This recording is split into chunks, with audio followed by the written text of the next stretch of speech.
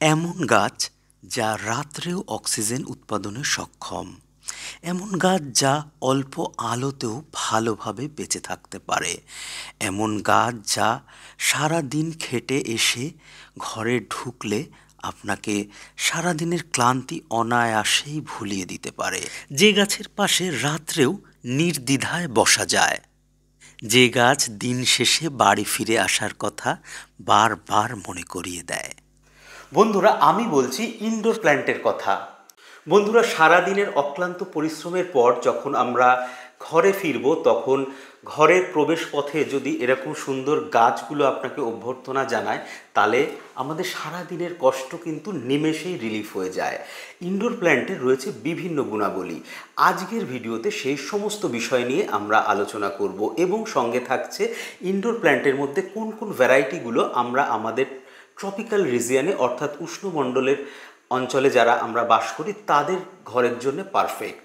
অনেকেই উইন্টার সিজনে বা শীতকালে নার্সারিতে গিয়ে বিভিন্ন আকর্ষণীয় গাছ কিনে নিয়ে চলে আসে, কিন্তু শীত যাওয়ার সঙ্গে সঙ্গেই সেগুলো কিন্তু আস্তে আস্তে মারা যেতে থাকে। তাদেরকে সারভাইভ করানো অত্যন্ত টাফ হয়ে যায়। কিছু কিছু ক্ষেত্রে কোনো কোনো বছর দেখা যায় যে দু একটা গাছ আমরা গরমকালেও টিকিয়ে রাখতে পারছি, কিন্তু সেগুলোকে দীর্ঘজীবী করে রাখা কখনোই সম্ভব হচ্ছে না। সেজন্য বিশেষ বিশেষ ইনডোর প্ল্যান্টকে আমরা বিশেষ বিশেষ ক্লাইমেটের জন্য সিলেক্ট করতে পারি। আজকের ভিডিওতে কিভাবে সফলভাবে ইনডোর প্ল্যান্টকে আমরা দীর্ঘদিন টিকিয়ে রাখতে পারি এবং তার সঙ্গে সঙ্গে তার স্বাভাবিক বৃদ্ধিও ঘটাতে পারি, সেই বিষয় নিয়ে আলোচনা করতে চলেছি। বিভিন্ন গুণাবলীর কথা মাথায় রেখে বিশ্বের বিভিন্ন প্রান্তের বিশেষ বিশেষ উদ্ভিদকে এই ইনডোর প্ল্যান্টের মর্যাদা দেওয়া হয়েছে। যে যে গুণগুলি থাকলে একটি উদ্ভিদকে ইনডোর প্ল্যান্ট বা গৃহ অভ্যন্তরীণ গাছ হিসাবে গণ্য করা যায়, সেই বিষয়গুলো একবার আমাদের জেনে নেওয়া দরকার। যেমন অল্প আলোয় সঠিকভাবে টিকে থেকে স্বাভাবিক বৃদ্ধি থাকতে হবে এই গাছকে। সাধারণ উদ্ভিদের তুলনায় অধিক পরিমাণ অক্সিজেন উৎপাদন ক্ষমতা থাকতে হবে, এমনকি রাত্রেও অক্সিজেন উৎপাদন ক্ষমতা থাকলে ভালো হয়। বৃদ্ধি অপেক্ষাকৃত কম হবে, যাতে করে একই জায়গায় দীর্ঘদিন স্বাভাবিকভাবে একে রাখা যেতে পারে। জল এবং খাবারের চাহিদা এদের কম থাকতে হবে, অর্থাৎ লো মেনটেনেন্স প্ল্যান্ট হতে হবে। রোগ কম থাকবে এবং খুব কম পরিচর্যায় এদেরকে দীর্ঘদিন আমরা ম্যানেজ করতে পারবো। সর্বোপরি দেখতেও সুন্দর হতে হবে, যাতে আমাদের নজর কাড়ে। ইনডোর প্ল্যান্ট সংগ্রহের সময় আমাদেরকে অবশ্যই খেয়াল রাখতে হবে যে সব ইনডোর প্ল্যান্ট কিন্তু সব ক্লাইমেটের জন্য নয়। গ্রীষ্মপ্রধান অঞ্চলের জন্য ইনডোর প্ল্যান্ট একরকম এবং শীত প্রধান অঞ্চলের জন্য ইনডোর প্ল্যান্ট কিন্তু সম্পূর্ণ ভিন্ন। সেজন্য অবশ্যই এই জিনিসটা খেয়াল রেখে আমাদেরকে কালেক্ট করা প্রয়োজন। যেমন ধরুন এই ফ্লাওয়ারিং অ্যান্থোরিয়াম, এই অ্যান্থোরিয়াম কিন্তু গ্রীষ্মপ্রধান অঞ্চলের জন্য নয়। যেখানে তাপমাত্রা অপেক্ষাকৃত কম থাকে সেই অঞ্চলের জন্য কিন্তু এই অ্যান্থোরিয়াম। অপরদিকে এই ধরনের ফোলিয়ার অ্যান্থোরিয়াম কিন্তু আমাদের গ্রীষ্মপ্রধান অঞ্চলেও কিন্তু খুব ভালোভাবে ম্যানেজ করা যায় এবং এরা অনেক কম আলোতেও কিন্তু খুব সুন্দরভাবে সারভাইভ করে এবং স্বাভাবিকভাবে বৃদ্ধিপ্রাপ্ত হয়। এরপর আসছে ফাইলোডেনড্রন। ফাইলোডেনড্রনের প্রচুর ভ্যারাইটি রয়েছে, যার প্রতিটি গাছই গ্রীষ্মপ্রধান অঞ্চলের গাছ এবং এগুলো গ্রীষ্মপ্রধান অঞ্চলে খুব অনায়াসে খুব ভালোভাবে বৃদ্ধি হয় এবং খুব সহজেই মেনটেন করা যায়। এই ট্রপিক্যাল অ্যান্থোরিয়াম গাছ 15 থেকে 29 ডিগ্রি সেন্টিগ্রেড পর্যন্ত তাপমাত্রা সহ্য করতে পারে, অর্থাৎ এই গাছ কিন্তু অনায়াসে আমাদের মতো গ্রীষ্মপ্রধান অঞ্চলে টিকে যেতে পারে। ফাইলোডেনড্রনের ক্ষেত্রে এই তাপ সহন ক্ষমতা মোটামুটি একই, 15 থেকে 24 ডিগ্রি সেন্টিগ্রেড। পোথোস বা মানি প্ল্যান্টের তাপ সহন ক্ষমতা 18 থেকে 30 ডিগ্রি সেন্টিগ্রেডের মতন। এরপর আসি অ্যালোকেশিয়া। অ্যালোকেশিয়ার তাপ সহন ক্ষমতা 12 ডিগ্রি সেন্টিগ্রেড থেকে 36 ডিগ্রি পর্যন্ত। এরপর আসি অ্যাগ্লোনিমা। অ্যাগ্লোনিমাও মোটামুটি 18 ডিগ্রি থেকে 29 ডিগ্রি সেন্টিগ্রেডের মধ্যে ভালোই বেঁচে থাকতে পারে, অর্থাৎ অ্যাগ্লোনিমা কিন্তু সহজেই হয়। বন্ধুরা দেখুন, অ্যাগ্লোনিমা ইনডোর প্ল্যান্ট হিসাবে খুব ইজি গ্রোয়িং কিছু অ্যাগ্লোনিমা আছে। সেই সমস্ত অ্যাগ্লোনিমাগুলো কিন্তু সহজে আমরা আমাদের ইনডোর প্ল্যান্টের তালিকায় অ্যাড করতে পারি। আবার কিছু কিছু এমন এমন ভ্যারাইটি আছে যেগুলো কিন্তু সহজে করা যায় না এবং খুব সেন্সিটিভ। যাদের সময় কম, যারা কম মেনটেন করতে পারবে, তাদের কিন্তু এই ধরনের কিছু অ্যাগ্লোনিমা কালেক্ট করা প্রয়োজন। সেন্সিটিভ অ্যাগ্লোনিমা যদি কালেক্ট করি, সেজন্য অনেক ক্ষেত্রেই দেখা যায় আমাদের প্রাথমিক পর্যায়ে যদি এই ব্যাপারে ভালো জ্ঞান না থাকে, তাহলে কিন্তু গাছ আমরা খুইয়ে ফেলতে পারি। সেজন্যে প্রাথমিক পর্যায়ে আমাদেরকে এমন কিছু হার্ডি অ্যাগ্লোনিমা কালেক্ট করতে হবে যে গাছগুলো সহজেই বেঁচে থাকবে। বন্ধুরা দেখুন, এই অ্যাগ্লোনিমা গাছকে আমি কিন্তু কোনোদিনও ঘরের বাইরে নিইনি। এই যে আমার বসার ঘরটা, একদম বাড়ি ঢুকেই প্রথম যে ঘরটা সেটা হচ্ছে এই বসার ঘর। এখানে এই গাছটা কেনা থেকেই কিন্তু এখানেই রয়েছে। দেখুন, কিছুদিন আগে একে রিপোর্টও করেছি এবং রিপোর্ট করার পরও এখানেই রয়েছে। ইনডোর প্ল্যান্টকে সঠিকভাবে গ্রো করার জন্যে মোটামুটি ইনডিরেক্ট অর্থাৎ ফিল্টার্ড লাইটের প্রয়োজন হয়। মোটামুটি 2000 থেকে 4000 luminous light per square metre হলে ইনডোর প্ল্যান্টের জন্য যথেষ্ট।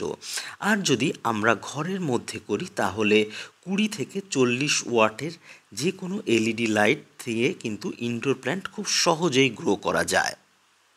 ইনডোর প্ল্যান্টের সয়েলের কথা যদি বিবেচনা করি তাহলে এর মুখ্য উপাদান হতে হবে পাতা পচা সার, এরপর লাগবে সামান্য বালি। আমরা যদি শুধু বালি এবং পাতা পচা সারকে মিডিয়া হিসাবে ব্যবহার করতে চাই তাহলেও করতে পারি। এখানে আমরা 60% পাতা পচা সার এবং 40% বালি ইউজ করব। কোনো রকম ভার্মি কম্পোস্ট বা গোবর সার না ব্যবহার করাই এক্ষেত্রে ভালো। অনেক ক্ষেত্রেই আমরা কোকোপিট পাই যখন নার্সারি থেকে কোনো গাছ আমরা কালেক্ট করি, কিন্তু পরবর্তীতে কোকোপিট কিন্তু আমাদেরকে সরিয়ে দিতে হবে। প্রাইমারিলি গাছ বৃদ্ধির জন্য কোকোপিট ব্যবহার হয়ে থাকে, কিন্তু আমরা যদি কোনো গাছকে দীর্ঘদিনের জন্যে বা লং টাইমের জন্যে রিপোর্ট করি তাহলে সেখান থেকে কোকোপিটকে সবার আগে বাদ দিতে হবে, কারণ কোকোপিটের সেলফ লাইফ মাত্র 4 থেকে 6 মাস। আমরা যদি কোকোপিট ইউজ করি তাহলে 4-5 মাস পর পরই কিন্তু গাছকে রিপোর্ট করার প্রয়োজন হয়। কিন্তু ইনডোর প্ল্যান্ট কিন্তু বারবার রিপোর্ট হওয়া একদম পছন্দ করে না, কারণ এই গাছ একবার পটে সেট করতেও অনেক সময় লাগে। সেজন্য বারবার রিপোর্ট করলেও কিন্তু গাছের বিশেষ ক্ষতি হয়। সেজন্য আমরা মিডিয়াতে অবশ্যই কোকোপিট রাখবো না যদি এটা আমাদেরকে দীর্ঘদিন রাখতে হয়। আমরা বালি এবং পাতা পচা সারকে মুখ্য উপাদান হিসাবে গ্রহণ করব। ফার্টিলাইজারের কথা যদি বিবেচনা করি তাহলে আমাদেরকে একটা জিনিস সবসময় মাথায় রাখতে হবে, ইনডোর প্ল্যান্ট কিন্তু খুব বেশি ফার্টিলাইজার একদম পছন্দ করে না। এক্ষেত্রে আমাদেরকে স্লো রিলিজ ফার্টিলাইজার টবের মাটিতে ব্যবহার করতে হবে এবং মাসে একবার আমাদেরকে দিতে হবে যে কোনো ধরনের এনপিকে বা গ্রোথ প্রমোটার। আমরা এখানে সিউইড এক্সট্র্যাক্ট ইউজ করতে পারি এবং প্রত্যেক মাসে অন্তত 2 বার করে মাইটস নিরোধক কীটনাশক ব্যবহার করতে হবে বিকেলের দিকে। সেটা আমরা সুপার সোনাটা ইউজ করতে পারি এবং ওবেরন ইউজ করতে পারি। এই দুই ক্ষেত্রেই কিন্তু আমরা 1 থেকে 2 ml করে নিয়ে সন্ধেবেলায় বা বিকেলের দিকে গাছে স্প্রে করতে পারি। ইনডোর প্ল্যান্টের জন্য আর একটা গুরুত্বপূর্ণ বিষয় হচ্ছে হিউমিডিটি কন্ট্রোল। যদি হিউমিডিটি 90%-এর কাছাকাছি না থাকে তাহলে ইনডোর প্ল্যান্টের কিন্তু পাতা আস্তে আস্তে দুর্বল হয়ে যায় এবং গাছ কিন্তু তেমন সুন্দর হয় না। ইনডোর প্ল্যান্ট মাটির থেকে তার পাতার মাধ্যমে জল গ্রহণ করতে বেশি পছন্দ করে। ইনডোর প্ল্যান্টের মাটিতে খুব বেশি জল দেওয়ার প্রয়োজন হয় না, সপ্তাহে 1 দিন জল দিলেই হয়, তবে ওভার ওয়াটারিং একদম করা চলবে না। আমাদেরকে হিউমিডিটি ম্যানেজমেন্টের জন্য হিউমিডিফায়ার ব্যবহার করতে হতে পারে। মোটামুটি 80 থেকে 90% যদি হিউমিডিটি থাকে তাহলে কিন্তু আমাদের গাছ খুব হেলদি এবং পাতাগুলো খুব গ্লসি এবং সুন্দর হয়ে ওঠে। ইনডোর প্ল্যান্ট ভালো করতে গেলে আমাদেরকে হাড়ের গুঁড়ো, শিংকুচি, গোবর সার এবং অন্যান্য অতিরিক্ত কোনো পচা সার ব্যবহার করার কথা মাথাতেও আনা যাবে না। আজকের ভিডিওটা আর বেশি দীর্ঘায়িত করতে চাই না। যারা নতুন তাদের কাছে রিকোয়েস্ট করব অবশ্যই চ্যানেলটা সাবস্ক্রাইব করে পাশে থাকা বেল আইকনটি ক্লিক করে দেওয়ার জন্য। এই চ্যানেলটিতে নিয়মিত আমি bougainvillea, adenium, orchid, indoor plant, bonsai প্রভৃতি বিভিন্ন ধরনের বিশেষ বিশেষ গাছের পরিচর্যা নিয়ে আলোচনা করে থাকি। যারা এই সমস্ত গাছের কালেকশন করতে চান এবং যারা এই সমস্ত গাছকে ভালোবাসেন এবং সংগ্রহে রাখেন, তাদের জন্য কিন্তু অবশ্যই চ্যানেলটি উপকারী। সেজন্য অবশ্যই পাশে থাকা বেল আইকনটি ক্লিক করবেন এবং গুরুত্বপূর্ণ তথ্যের জন্যে অবশ্যই মেসেজ করতে ভুলবেন না কমেন্ট বক্সে। যে কোনো সময় আমি কমেন্টের উত্তর দিয়ে থাকি এবং প্রয়োজনে কমেন্টগুলোকে একত্রিত করে কোনো একটা বিশেষ এপিসোডে প্রত্যেকটা কমেন্টের জবাব দেওয়ার চেষ্টা করব। আমার সঙ্গে থাকার জন্য সকলকে আরেকবার ধন্যবাদ। নমস্কার।